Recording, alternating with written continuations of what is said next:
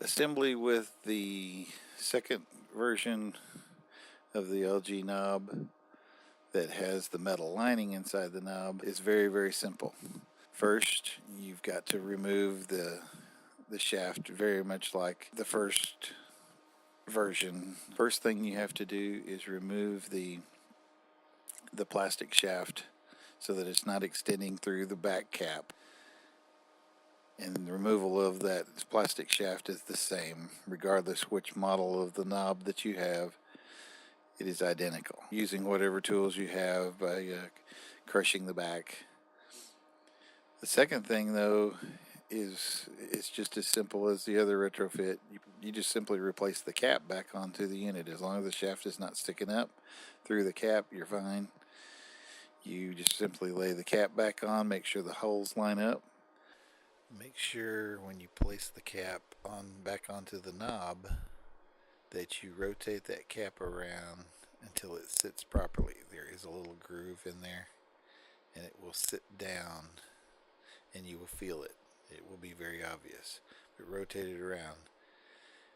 The knob that I have, if you rotated it around, it would sit down, but the holes would not line up. But then if you kept rotating it around, it would sit back down again, and then the holes would line up. So be sure that whenever you place that cap on there, that it is seated properly. That's very important, because that allows the screw to be very, very tight.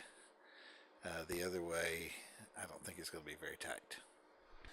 Then you just lay the retrofit right on the back side of the cap. Now this one part is kind of important, is that on the particular knob that I have from the LG range, the flat side of the shaft is down. That flat side is where the set screw that is on the retrofit, that's where it tightens up against the shaft. Really important thing to remember is that when you install the retrofit, is that the retrofit has an up and a down, and you want to place the set screw that's going to tighten up against the flat part of the shaft. That needs to be opposite of the off position. So make sure that you put the retrofit on where it's opposite of the off position. And don't worry if you get it backwards. Just take the two screws out, turn it back upside down. It'll be obvious, because whenever you get ready to tighten it up, the knob's going to want to turn, and it's not going to want to be tight. So it's not a hard fix if you get it backwards.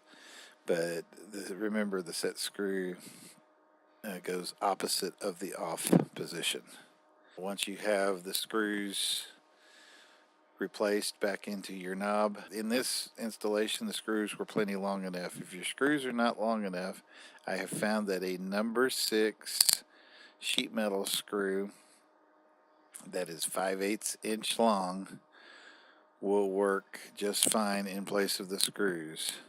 So if you go to a hardware store and ask for a number 6 5/8 inch sheet metal screw, that will fix your knobs. Very, very simple.